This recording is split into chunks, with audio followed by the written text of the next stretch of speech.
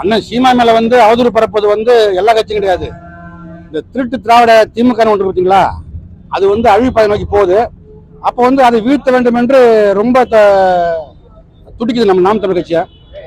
அண்ணன் சீமானையும் நாம் தமிழ் கட்சியும் முடைக்கணும். ஏன்னா அது அடுத்த அதிகாரத்துக்கு வரப்போறது நாம் தமிழ் கட்சி தான் வரப்போகுது அப்படிங்கிறது அவங்களோ சொல்லிட்டான். ஐயா, மக்கள்கிட்ட பெரிய வளர்ச்சி நடந்துட்டு இருக்கு பாருங்க.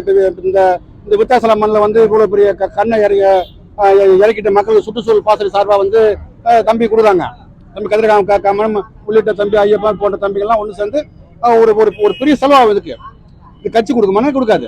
தம்பிங்களே பாவம் என்ன கிடைக்குதோ எடுத்து போட்டு கண்டுகளை வாங்கிட்டு இப்போ ஆயிரக்கணக்கான மக்களை கூப்பிட்டுக்கிட்டு அது மூளைக்கு ஒரு 3 முகாமா திருப்பி போட்டு கண்டுகளை கொடுக்குறாங்க. இப்படி நல்ல விஷயங்களை பூரா நாம் தொழில் செஞ்சாக்க அப்போ அது அதிகாரத்தை பெறுவது நாம் தொழில் கட்சின்னு தெரிஞ்சு போச்சு அவனுக்கு. அதன் வாயிலாத்தான் அவன் என்ன பண்றான், இப்போ நம்மள மிரட்டி பார்த்தா தம்பி அதுக்கு பேட மாட்டான். அப்போ சிறைன்னு ஒரு உருட்டுனான். அதுக்கு இந்த வழக்கு சிறைக்கெல்லாம் நாம் தமிழ் கட்சி பிள்ளைங்க எப்பயும் பேட மாட்டான், உங்களுக்கு தெரியும். ஏன்னா எதை பத்தியும் கவட மாட்டான். நீ சிறையா போடு ராஜா, நாங்க உள்ள போறோம் அப்படின்னு சொல்லுவோம். அப்ப கடைசியாம எடுத்த ஆயம் தான் இந்த ஆடியோ. இப்ப தங்கச்சி காளியம்மால அண்ணன் பிரசிடன்ட் சொல்லிட்டாரு, பெருசா விட்டாங்க. அதை என்ன சாட்டை துறைமுறை சொல்லிட்டாரு, அதுக்கப்புறம் தம்பி இடுமானம் கார்த்திகை சொல்லிட்டாரு. இதெல்லாம் ரொம்ப கேவலத்தின் உச்சம். என்ன சொல்றது, இந்த வேலை செய்யறதுக்கு நாடு சாகல நாயிங்க. இது ஒரு வேலை தம்பி, மக்களுக்கு ஒரு நல்லது செய்யுங்க, மக்களுக்கான ஒரு ஒரு வாக்கு தரத்தை உயர்த்துங்க. நீங்க சொன்னதை கூட செஞ்சிட்டீங்களா? நீட்டை விலைக்காச்சா? எய்ம்ஸ் வந்துருச்சா? 1 கோடி பேர் வேலை கொடுத்தாச்சா? சாராயிட முடியாச்சா? சொல்லிட்டே போலாம். இப்ப நான் கேட்கிறேன், என் மலை எங்க போச்சு, என் மண்ணு எங்க போச்சு, என் ஆறு எங்க போச்சு, என் ஏரி எங்க போச்சு, நான் கேட்டே போவேன். அயோக்கிய நாய் கடைசியா விட்டாம கரண்ட் பில்ல. கேவலத்தின் உச்சம் இல்லையா? அப்ப தொடர்ச்சியா இது போல அவன் செஞ்சுட்டே வரான். அப்ப அவன் என்ன பண்றான், பயப்படுறான்.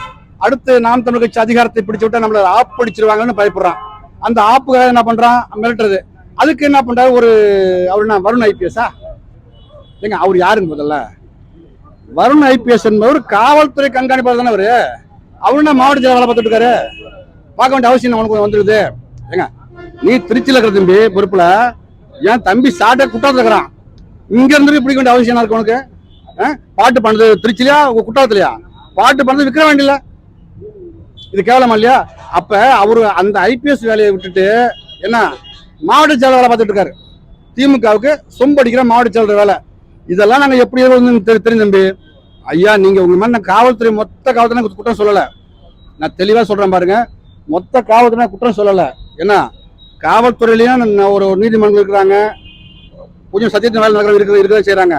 ஆனா இது போல சில திமுகவுக்கு சொம்படிச்சு என்ன தன்னுடைய பதவியை காப்பாற்ற வேண்டிய ஒரு இருக்கிறாங்க அதிகாரிங்க, அவங்களதான் கண்டிக்கிறோம். அவர் என்ன சொல்றாரு, நீங்க எங்களுக்கு மன்னிப்பு, எதுக்காக மன்னிப்பு கேட்கணும்?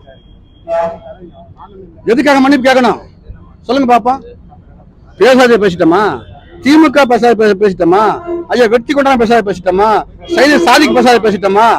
சொல்லுங்க பாப்பா. இல்ல இப்ப கடைசியா வந்தாரு சிவாஜி கிருஷ்ணமூர்த்தி, அவரு பேசிட்டோமா? இதெல்லாம் ரொம்ப ஓவரு. சீமானா கில்லுக்கு நினைச்சிட்டீங்களா? உலக ஒட்டுமொத்த தமிழுக்கும் ஒரே தலைமை அண்ணன் செந்தமன் சீமாங்க. அதாவது யோசிச்சுங்க. என்ன சீமானா ஒரு கட்சி இதெல்லாம் கிடையாது. என்ன சீமான் ஒட்டுமொத்த உலக தமிழுக்கும் ஒரே தலைமை அண்ணன் செந்தமன் சீமா. அதை வச்சுக்கிட்டு அருண் ஐபிஎஸ் யோசிக்கணும். அவரு என்ன இப்ப வல்லூர் கோட்டத்தில் நாங்க அண்ணன் பேசுறாங்க தம்பி, 10 நிமிஷம் ட்வீட் போடுறேன். நீ ட்வீட் போடுற, நாங்க உழைக்கிற காசுல நாங்க தர வரிப்பட்டு சம்பளம் வாங்குற, நீ அவனுக்கான ஆளா எனக்கான ஆளா? ஒரு ஐபிஎஸ் நீ நியமனம் பண்ணுவியா தம்பி? உங்கள மாதிரி 1000 ஐபிஎஸ் பார்த்தாச்சு. என்ன ஐபிஎஸ் எல்லாம் பயப்படுற நாங்க கிடையாது. என்ன பேசாம இருங்க. நீங்க தேவையில்லாம சென்றுனீங்க. இப்ப உங்க தான் பாத்தீங்களா, நீங்க எங்களை சென்றுனீங்க. இப்ப என்ன பண்ணிட்டான், நீங்கள் ஒரு பெண்ணை திட்டமிட்டு ஏமாற்றி திரும்ப சேமிட்டத கோர்ட்ல வழக்கு இருக்கு, எடுத்துட்டோமா? இன்னும் எடுப்போம் தம்பி, நாங்க போயிட மாட்டோம். என்ன நீ என்ன ஒரு தாக்குனா நாங்க 2 தாக்குவோம். அதோட புரிஞ்சுக்கங்க, நாங்க சத்தியத்தின் வழி போற பிள்ளைங்க, என்ன நீதி வழி போற பிள்ளைங்க. நாங்க மற்ற கட்சி பிள்ளைங்க மாதிரி அராஜக போற பிள்ளை கிடையாது.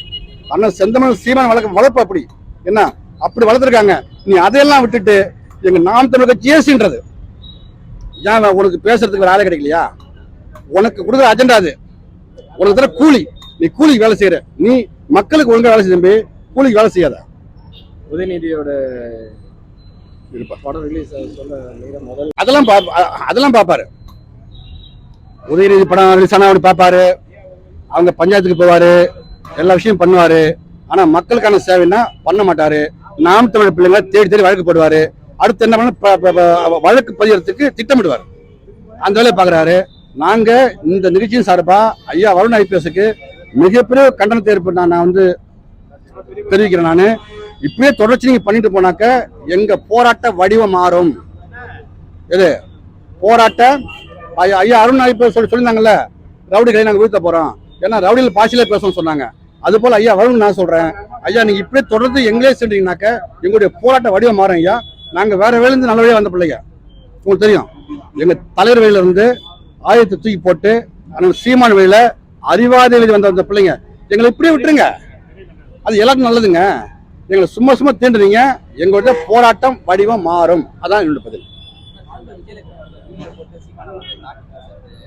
அந்த அம்மாவுக்கு பேசணும்ல, நீ விஜய் சொல்லி பேசுற? அந்த அம்மா பேசுது, அது வந்து ஒரு ஆயுதம், கத்தி. நீங்க எடுத்தாலும் குத்தம், நான் எடுத்தாலும் குத்தம். அப்ப ஐயா சுபவர பாண்டியன் வந்து ஏற்கனவே சொல்லிருக்காங்க, நீங்க அடுத்து சீமான் பேசுற மாதிரி இருந்தாக்க நாங்க வந்து விஜய் சொல்லி பேச சொல்லிருக்காங்க. அப்ப அது போல வர கட்டத்துல வந்து அவங்க தூண்டி விடுறாங்க, அந்த அம்மாவுக்கு கூலி தராங்க, அந்த கூலிக்கு அந்த வந்து கத்துது. அது போய் காலப்போக்கில் நாங்க எதிர்கொள்வோம். என்ன சீமானை வீழ்த்து இது ஒரு ஆயுதமா? இது ஒரு ஆயுதமா? சும்மா தம்பி, அது சும்மா டோர்னா ஓடி போயிடும். அதாவது தம்பி, சீமானை வீழ்த்துவருக்கு எத்தனையோ ஆயுதம் எடுத்தாங்க, பல ஆயுதம் எடுத்தாங்க. கடைசியாக எடுத்த ஆயுதம் தான் ரீல். காளியம்மாய் பேசிட்டார், இவரை பேசிட்டார், அவரு பேசிட்டார், ரீல். அவனுக்கு எடுக்கிற ஆயுதம் எல்லாமே வெத்து வெட்டா போது வெடிக்க மாட்டேங்குது, புஷ்வானமா போயிடுது, என்னென்னவோ பண்ணி பார்க்கறானுங்க, முடியல. அப்ப கடைசி எங்க விடுறான்? எங்க விட்டானோ அங்க போறான். எங்க விட்டான்? விஜயலட்சுமி. விஜயலட்சுமிக்கு நம்ம எப்படிப்பட்ட ஒரு இதெல்லாம் கொடுத்துறோம்னு தெரியும். வழக்கு கோர்ட்ல இருக்கு, அதை பத்தி ரொம்ப பேசக்கூடாது. ஏன்னா விஜயலட்சுமி வந்து இயக்குவது ஐயா சுபவர பாண்டியன். சுபவர பாண்டியன் கதையெல்லாம் நோட்டினாக்க ரொம்ப கேவலமா இருக்கும், அதெல்லாம் சொல்ல வேண்டியதில்லை. பாவம், வயசாகி போச்சு அந்த ஆளுக்கு. இந்த வயசுல போட்டு சோத்துக்கு திமுகவுக்கு போய் சோத்துக்கு செம்படி வந்தாலு, இந்த வயசுல பேசாம கிடைக்கிற சோத்து தின்ட்டு ஓரம் உட்காரும் தம்பி. அதை விட்டு நல்லா பண்றான் பாத்தீங்களா? ஒரு சோத்துக்குங்க, ஒரு சோத்துக்கு போய் செம்படிக்கிறான் போய் திமுகவுக்கு. என்ன ஒரு கொள்கையில, ஒரு கோட்பாடுல ஒரு மயிரும் கிடையாது, ஒண்ணுமே கிடையாது. என்ன இந்த ஆளு அவர் மேல பெரிய மதிப்பு வச்சிருந்தோம். என்ன ஆனா அவரு கடைசி காலத்துல அவரு பேரு அவரே கெதிர தம்பி, ரொம்ப கேவலமா இருக்கு. சுபவரை பண்றது நான் பேசிச்ச ஒரு நேரம் பேசுறேன், அவ்வளவு கீழ்த்தரமான வந்திருக்காரு. என்ன அப்ப சீமானை மட்டுமே குறிச்சு சொன்னீங்கன்னா எங்க வாய் சும்மா இருக்காது, எங்களுக்கு நாக்கு இருக்கு, நாங்களும் பேசியிருப்போம், நாடி போயிடும், செத்து போயிடுவீங்க. சொல்றேன், பேச செத்து போயிடுவீங்க, உண்மையை செத்து போயிடுவீங்க. பேச அவ்வளவு இருக்கு தம்பி. அது போல நாம் தமிழர் கட்சி எந்தெந்த அதிகாரம் அட்டாக் பண்றானோ டேட்டா எங்கள்கிட்ட விட மாட்டோம். அதிகாரம் வந்து வச்சுக்குவேன், வச்சு செய்வோம், புரியுதுங்களா? அது போல என்ன திராவிட மாடல் ஆட்சின்னு ஒரு ஸ்டாலின் முதல்வருங்க, அவருக்கு என்ன தெரியுது? ஒரு மயிரும் தெரியல. நான் சொல்றேன், ஒன்னும் தெரியல. ஆனா ஆண்டுட்டு இருக்காரு, எதுக்காரரு அவருக்கும் தெரியல. எவ்வளவு நடக்குது பாரு. கொலையா கொண்டு இருக்கிறான், கொலையா கொண்டு இருக்கிறான். இன்னொரு நாள் 540 கொலை, சொல்லுங்க பாப்போம். அப்ப ஒவ்வொரு தலைநகரமா என்ன இருக்குது? தலைநகரம் இல்ல, கொலை நகரம் அப்படின்னு ஆயிடுச்சு. இப்ப முடியுமா? அந்த கொலை பண்ற பயில பூரா பாருங்க, சின்ன சின்ன பயிலுங்க, எல்லாம் 18 வயசு 19 வயசு. எப்படி கொலை பண்றான்? எல்லாம் கஞ்சா போத குடிச்சிட்டு கொலை தான் பண்றான். அப்ப இந்த போதைக்கு ஆக்கி கொடுத்தாரு ஐயா ஸ்டாலின் தானே. அப்ப கொலைக்கு மொத்த கொலைக்கு யாரு பொறுப்பா ஏற்கிறது? ஸ்டாலின் தான் ஏற்கணும். என்ன ஏற்பாரு அவரு? அதனாலதான் சொல்றேன், இன்னும் உங்களுக்கு ஒரு வருஷம் டைம் இருக்குது. சத்தமெல்லாம் பொத்திக்கிட்டு இதான் முடிஞ்ச வரைக்கும் மண் அள்ளிட்டீங்க, மலையை தின்னுட்டீங்க, விலைவாசி ஏற்றி விட்டீங்க, கரண்ட் பில் ஏற்றி விட்டீங்க, அப்படியே போயிடணும். சீமான சீண்டுனா செஞ்சு விட்டுறோம், பாத்துக்க.